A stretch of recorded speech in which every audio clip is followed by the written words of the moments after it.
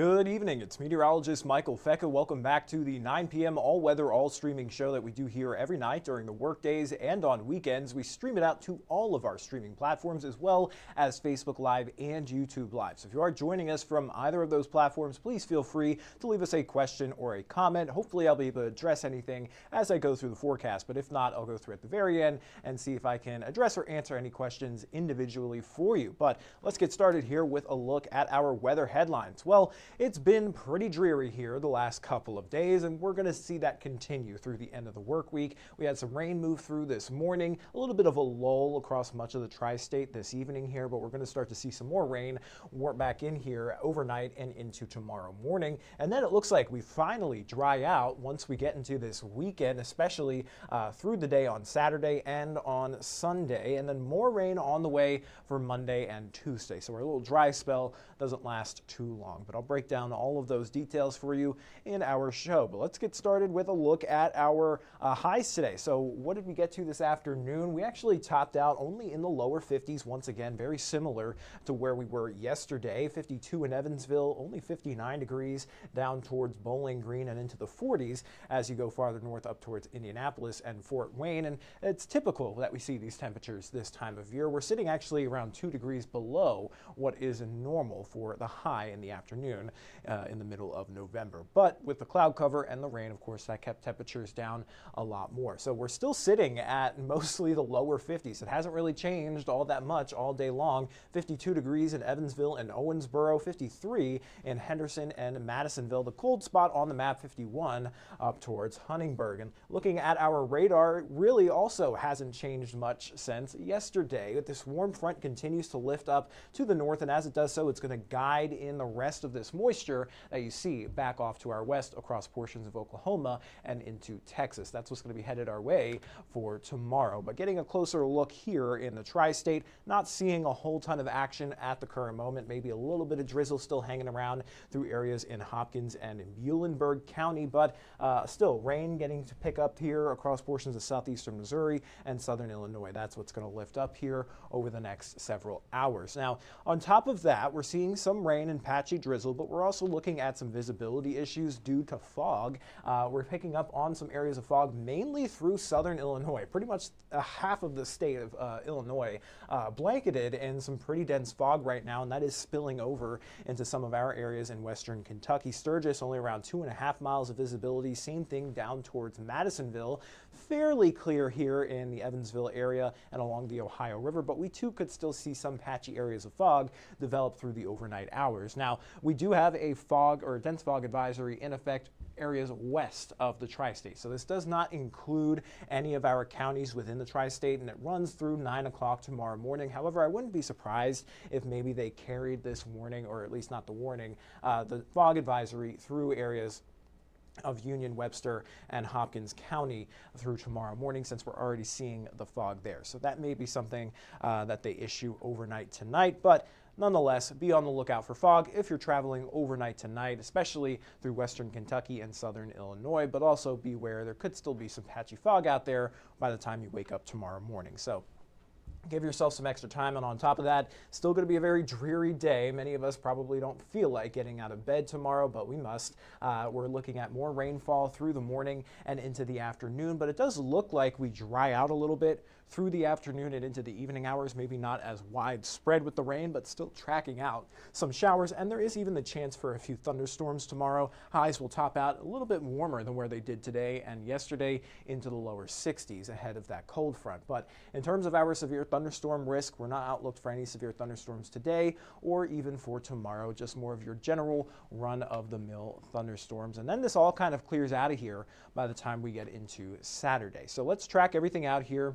Starting tonight, here we are around midnight, rain beginning to work its way in from southwest to northeast. It fills in more widespreadly across the tri-state as we get into tomorrow morning, and anywhere you see those yellows or oranges indicating pockets of maybe moderate to even heavy rainfall with a few claps of thunder possible. But as you see, we get into the afternoon here, and it does dry out for the most part. We still have a few lingering showers, maybe a few cracks of sun possible there, but we do have that front that will eventually slide through Friday night, and that could kick up up an extra shower or even a thunderstorm or two as we head into the overnight hours, but that will all clear out into Saturday morning. Now, in terms of how much more rainfall we can expect, generally looking at around a half an inch. So the rain we picked up today added on to that, but now that we've gone through the day today, our rainfall totals, of course, going to come a little bit less here now that the event is starting to come to an end. But an additional half inch through tomorrow is certainly possible. And looking at our weekend forecast, we've been talking about it, that sunshine returns for us, especially through Saturday afternoon. I think it's going to be more of a gradual clearing through the day on Saturday, and then Sunday, I think we'll see mostly sunny skies with high pressure completely building in. And those temperatures very comfortable as well in the upper 50s to lower 60s. So you can't really ask for much better than that. But looking at our precip chances headed into next week, it does look like we still have another round of rain on the way, Monday into Tuesday. So let's track that out on our longer range European model. We'll start it out this weekend with high pressure building in through Saturday afternoon and into Sunday. That will push off to our east Monday morning, and we'll notice an increase in cloud cover through Monday afternoon. That'll eventually give way to those showers Monday night, but more so overnight into early Tuesday morning. And then that cold front clears out of here by Tuesday night and into early Wednesday morning. And then behind that, we're looking at much cooler temperatures just in time for Thanksgiving. So our temperature outlook here, November 28th through December 4th, we're expected to remain at least slightly below average for this time of year and even cooler off to our northwest. So let's take an early look at our Thanksgiving Day forecast. We're looking at temperatures hanging out in the mid 40s for our highs. So again, very chilly, but we should stay dry at this point in time. Models aren't too gung-ho on anything major moving through for Thanksgiving. So that's good. Hopefully we can keep that trend going. But it does look like it'll be cool and breezy out there. But there's a look at your 7-day forecast beyond Thanksgiving.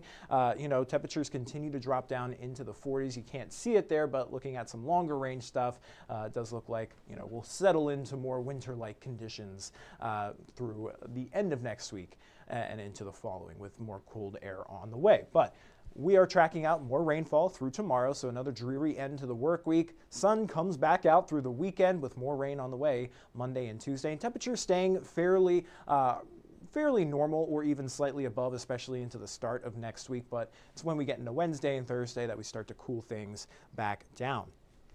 But that is all I've got for the forecast. So let me go ahead and check out some of the Facebook comments or questions. I'm happy to answer them. Brayton says, good evening to you. Jeanette, good evening. Hope your night is going well. It is, and I hope yours is too. William, he's coming at us with a nice rainfall report. He only picked up 0.04 of an inch today so far. He's got that rain gauge up there near Bossy Field. Suzanne is saying good evening to you. Good evening, Cheyenne. And Dion wants to know if the polar vortex will be returning this year earlier than expected. Well, the polar vortex, generally what that is, for those of you who don't know, it's pretty much the jet stream. So, when we talk about these dips in the polar vortex, and with that, you get some very cold plunges of air coming down from Canada, and that actually all has to do with how the jet stream is oriented. Now, when the jet stream is stronger, meaning the winds circling around the Arctic Circle are stronger, that actually helps keep the colder air locked up in the poles. So it doesn't make for a lot of those big dips in the jet stream that bring us those colder weather.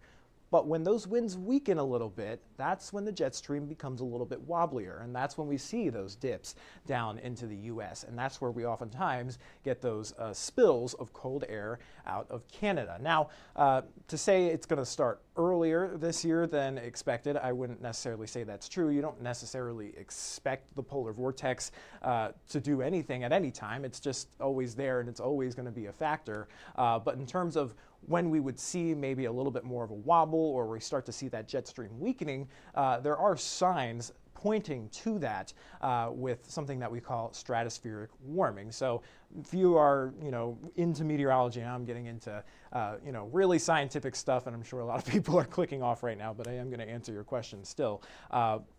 We're looking at, polar vortex and how that means, what that means for us headed into winter. And a lot of the times we get these stratospheric warming events. So the stratosphere is the layer above the troposphere. We live in the troposphere. All the weather happens in the troposphere, but we can't completely ignore the stratosphere because it does have implications from the top down. So when we get warming within the stratosphere, that actually weakens that pressure gradient that is between the mid-latitudes and the Arctic. So that is going to allow those winds circling the Arctic Circle within the jet stream to weaken a little bit, and that's where we may start to see some of those bigger dips of cooler air into the U.S. in the coming weeks. However, it's pretty expected at this point in time. We are in the month of November, halfway through it, headed into December. That's when we start to really expect things to cool down, and that's when we start to get things a little bit snowier out there. So I would say it's pretty much on track, nothing out of the normal with the polar vortex at this time. So that's my little ramble on that. Hopefully I didn't lose any of you, but that is my very long, short explanation. And then Laura Gray is watching from Dawson Springs, and we're happy you're here. That is all I'm seeing in terms of the comments. So I'm going to hop off of the live stream. I'll send you guys over to 14 News at 10 for all the latest news and weather headlines. Until then, everybody, stay safe and have a great rest of your evening.